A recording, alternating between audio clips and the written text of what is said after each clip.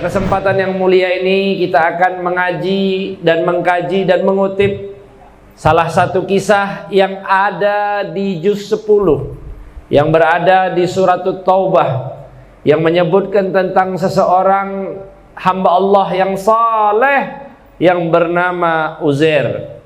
Maka kita akan mengisahkan tentang kisah Nabi Uzair.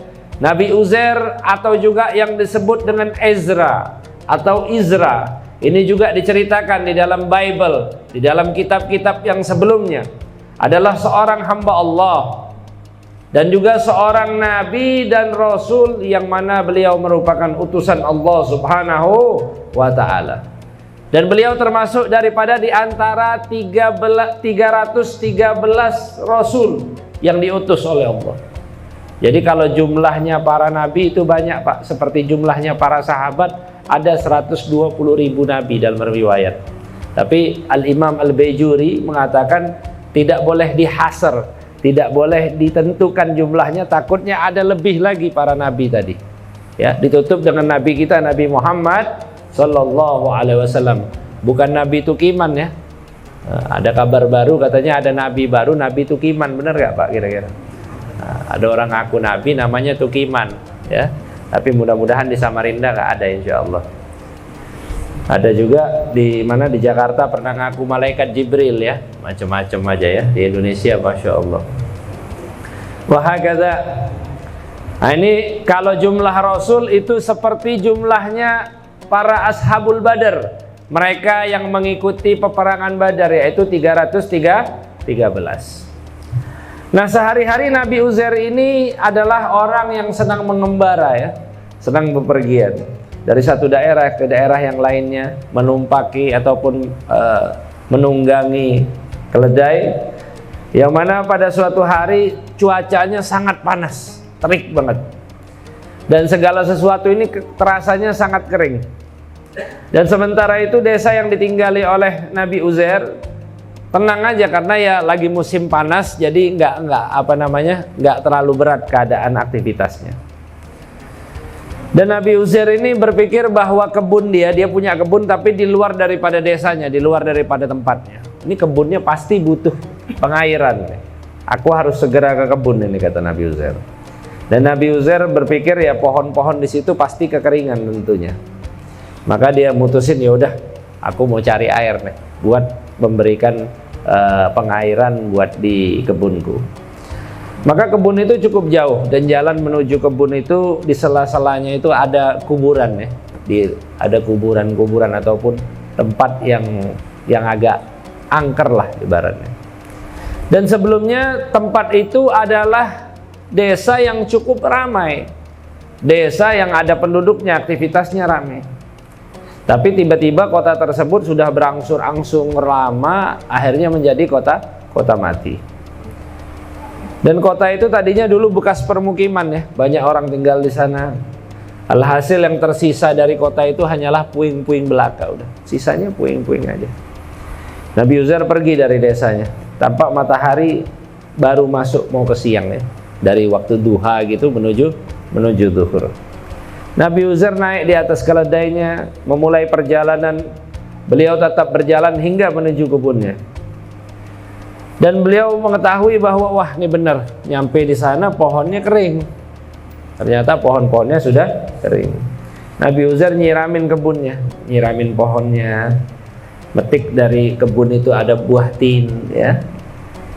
Dan ada juga buah anggur diambil sama Nabi Uzair.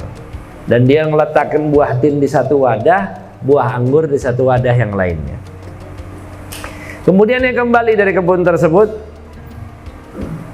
dan keledainya ini sambil ditungganginya ya masih terik matahari juga, karena panasnya teramat luar biasa. Biasanya kalau musim panas ya siangnya cukup lama gitu kan.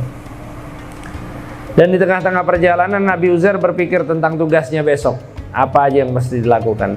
Yang pertama, karena beliau ini adalah penganut Torah ya, penganut Taurat, maka besok harus mengeluarkan Taurat dari simpanannya, dari tempatnya ya. Kayak kita nih biasanya kalau Ramadan siap-siap ngaji Quran. Biasanya kalau selain Ramadan Qurannya disimpan kadang-kadang. Tapi mudah-mudahan kita semuanya dijadikan ahli Quran insyaallah.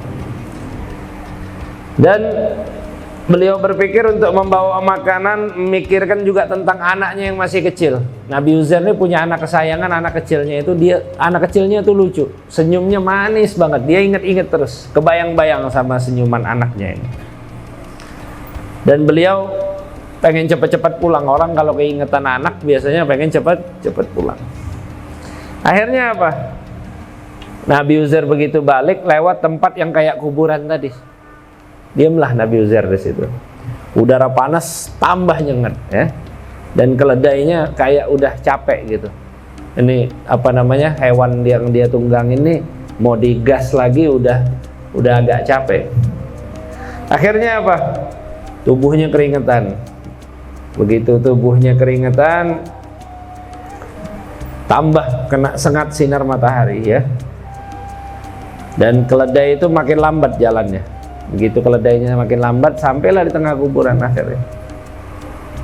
Maka Nabi Uzair bergumam, waduh kayaknya lebih baik berhenti dulu deh sebelum lanjut lagi. Aku ambil istirahat bentar, makan siang, kata Nabi Uzair.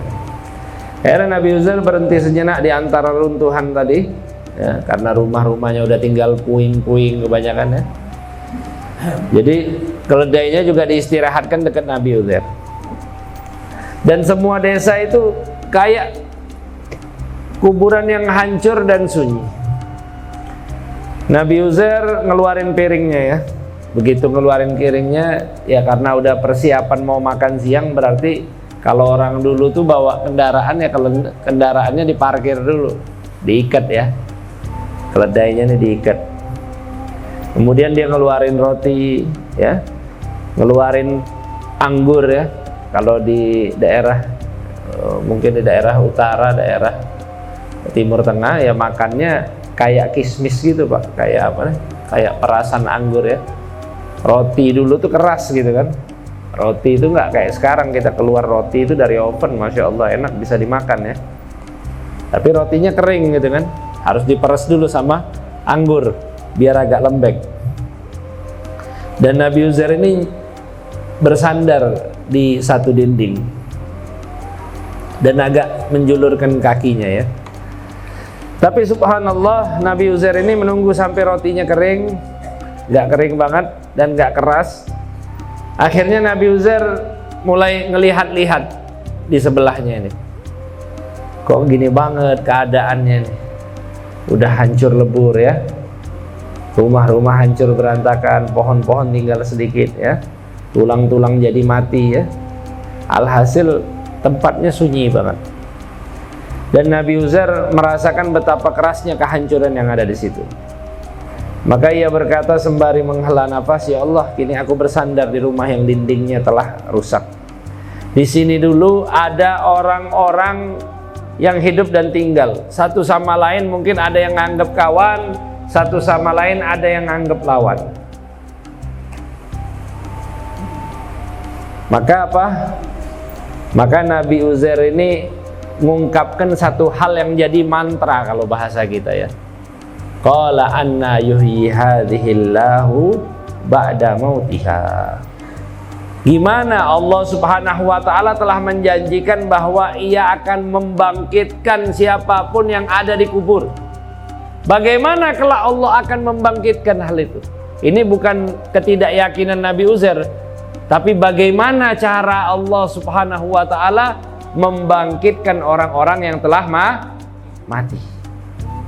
Maka apa yang terjadi? Yang terjadi subhanallah, subhanallah, karena dia heran dan kagum dengan hal tersebut. Habis makan roti dan minum tadi, masih terngiang-ngiang tuh ucapan tadi. Dia tertidur, subhanallah. Ternyata begitu tertidurnya dalam keadaan lelap, Allah Ta'ala mengutus malaikat maut. Dicabut rohnya Nabi Uzair ini. Begitu dicabut, maka keledainya siapa yang lepasin Pak? Orang yang punya keledainya mati, meninggal ya.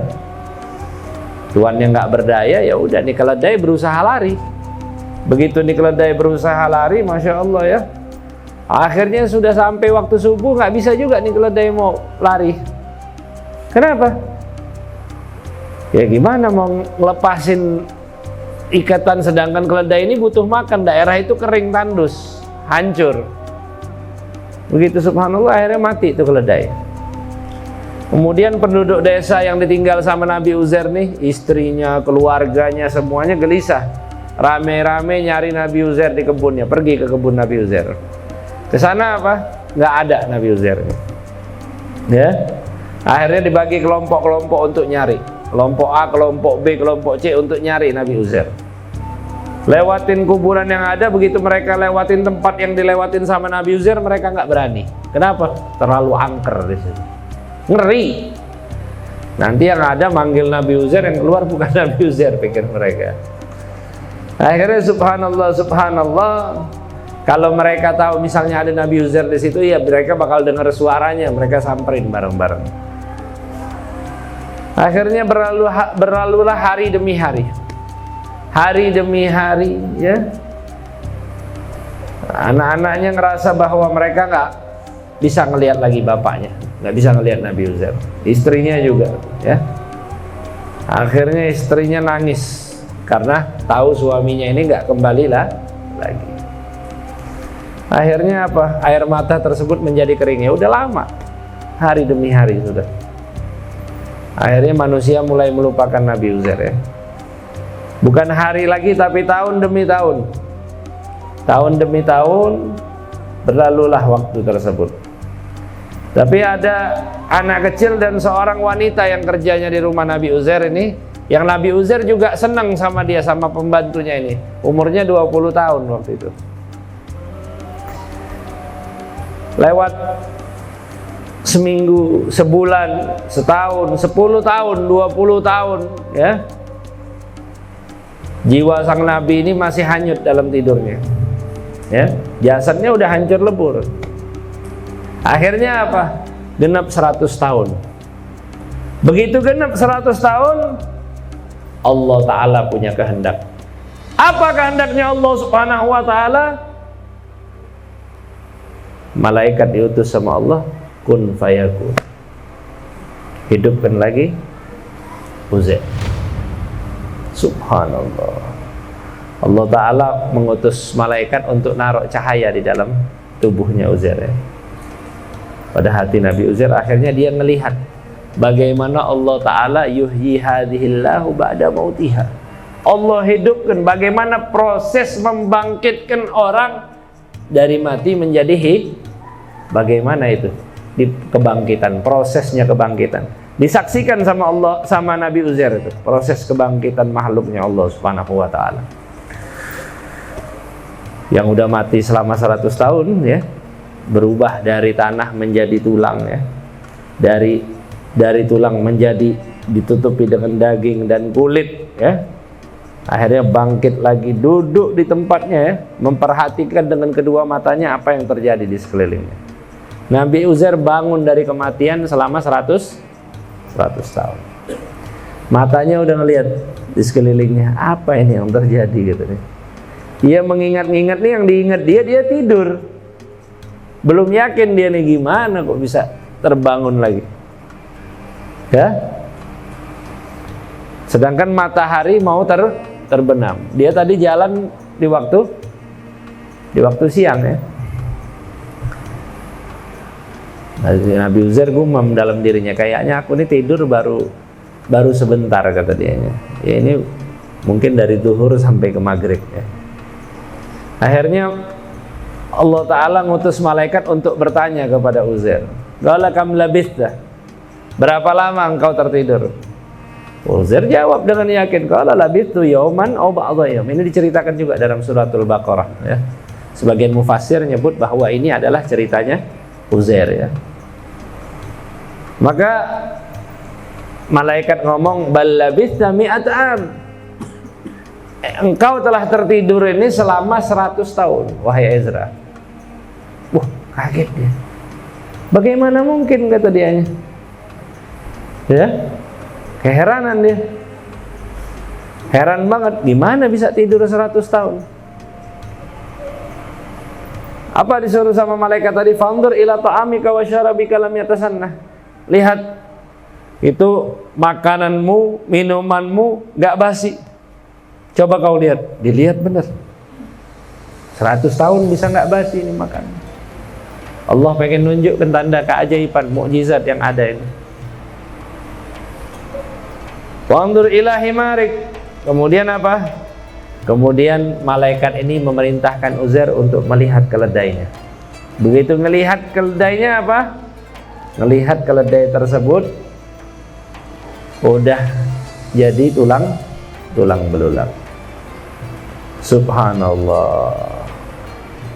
Malaikatnya nanya, apakah engkau ingin melihat bagaimana Allah Ta'ala bangkitin orang-orang mati? Nah ini lihat. Begitu lihat keledainya, subhanallah. Itu malaikat panggil tulang-tulang keledai tadi itu. Atom-atom tanah menuhin daripada keledai tadi. Oh, dengan berbagai macam putaran tadi, subhanallah. Diperintahkan otot, syaraf dan lain sebagainya bersatu padu hingga daging melekat pada tulang belulang.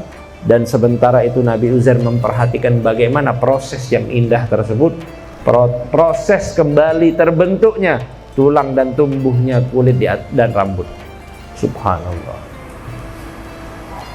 Hal hasil keledai itu kembali seperti semula, ya. Ekornya naik, ditaruh ruhnya sama Allah Subhanahu, bersuara itu keledai. Akhirnya Uzair menyaksikan, walinaj'alaka ayatan linnas wanzur ilal idhami kaifa nunshiduha summa naksuha lahma. Lihat tuh bagaimana. Lihat bagaimana keadaan-keadaan tersebut, tulang belulang dibalut dengan daging, ya.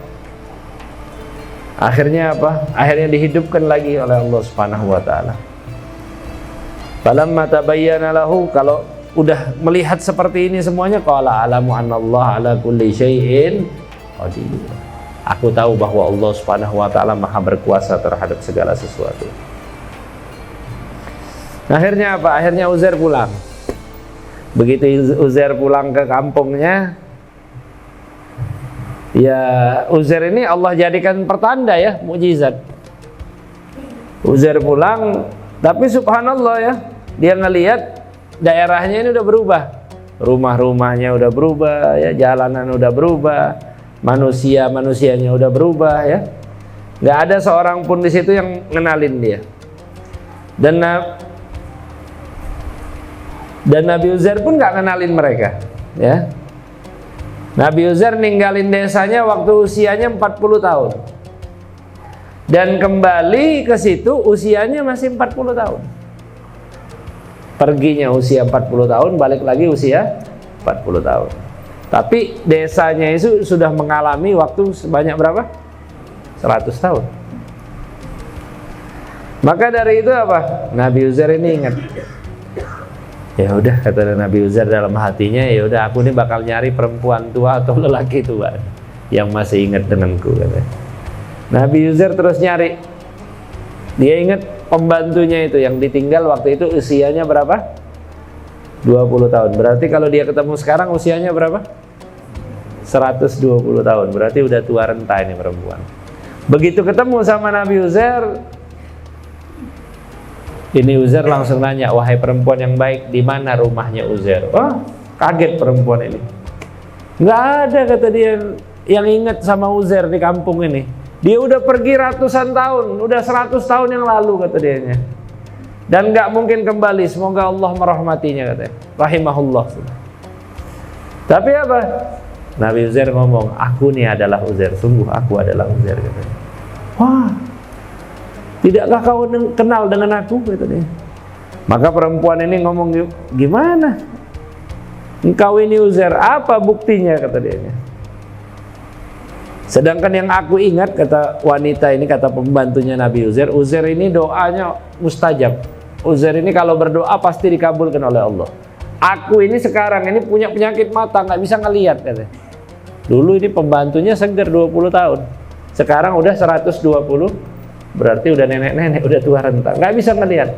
Katanya kalau inti memang Uzair, buktikan doa kepada Allah, minta biar aku disembuhkan mataku. Nabi Uzair doa. Begitu doa, subhanallah, diijabah sama Allah, Allah kembalikan penglihatannya, ngelihat, oh benar, kata dia, ini Uzair. Ini perempuan teriak, wah Uzair udah kembali, Uzair udah kembali. Sekampung ngira dia gila.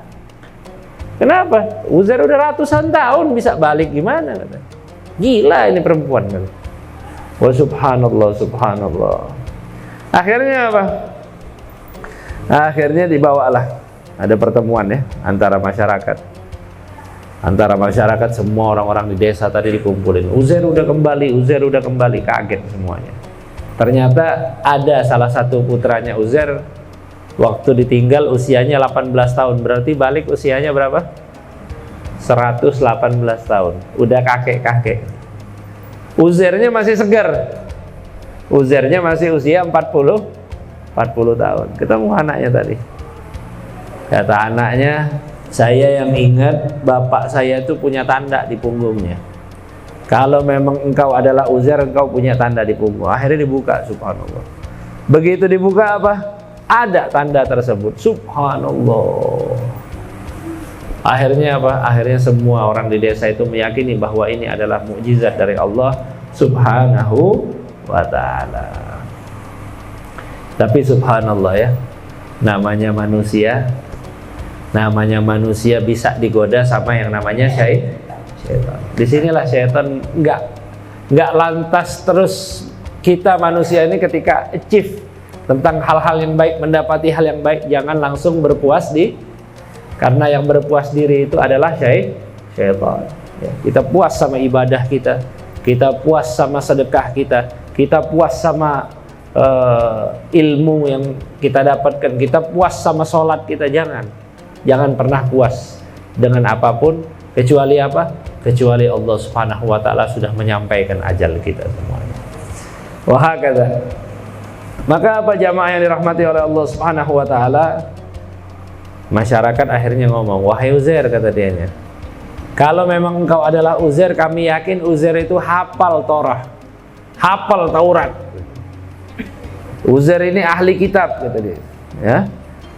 Taurat ini udah hilang dari kami, diperangi nama Bukhtansar ya, di mana mereka membakar, membunuh para ulama ya. Itu sekitar 100 tahun yang lalu katanya. Seandainya engkau menghafal Taurat wahai Uzair, niscaya kami percaya engkau adalah Uzair. Akhirnya apa? Akhirnya Uzair itu membaca Taurat secara hafalan. Dan subhanallah, subhanallah apa? Tidak ada yang salah satu huruf pun. Tidak ada yang salah satu huruf. Mereka melihat, waduh, ini Uzair, masya Allah, luar biasa. Apa yang terjadi jamaah yang dirahmati oleh Allah? Ternyata disinilah syaitan bermain ya. Syaitan bermain. Mereka mulai banding-bandingin antara Uzair dengan Nabi Musa. Dibandingkan Uzair dengan Nabi Musa. Nabi Musa bawa Taurat, itu bawa bukunya katanya. Sedangkan Uzair, beliau membawa Taurat itu dari hatinya, hafalan langsung. Dan ini tidak terjadi kecuali dia ini adalah anak Tuhan gitu. Mulai ada penisbatan bahwa Uzair ini anak Tuhan. Nah inilah yang akhirnya banyak menyesatkan orang-orang Yahudi, sebagaimana firman-Nya Allah Subhanahu wa taala di dalam surat Taubah, wa qalatil yahudu Uzair ibn Allah. Orang-orang Yahudi berkata bahwa Ezra ataupun Nabi Uzair ini adalah anak Allah. Dan orang-orang Nasara berkata wa qalatin Nasara al-Masih ibn Allah. Masih Isa al-Masih itu adalah anak-anak Tuhan. Dzalika qauluhum bi afwahim. Ini adalah ucapan-ucapan dari mulut-mulut mereka. Yudhahiruna qaulal ladina kafaru min qablu. Menyerupai terhadap mereka, menyerupai daripada ucapan-ucapan orang-orang yang kafir, orang-orang yang ingkar terlebih dahulu. Makanya alhamdulillah kita di dalam agama Islam ini Allah Subhanahu wa taala berikan tauhid yang sangat pamungkas. Apa diantaranya? Yaitu surat Al-Ikhlas. Sebagaimana disebutkan oleh Rasulullah bahwa suratul Ikhlas ta'dilu thulutsal Quran. Surat Al-Ikhlas ini menandingi daripada sepertiga Al-Quran. Maknanya apa? Maknanya adalah pemahaman tauhid yang Allah berikan melalui surat Al-Ikhlas.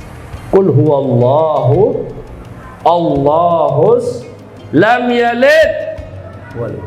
Allah tidak melahirkan, Allah tidak mempunyai anak, dan juga tidak dilahirkan melalui seorang ayah ataupun ibu.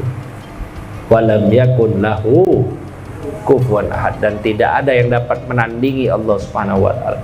Apapun yang ada di alam semesta ini, tidak ada yang dapat menandingi Allah Jalla Jalaluhu wa ta'ala fi'ulah.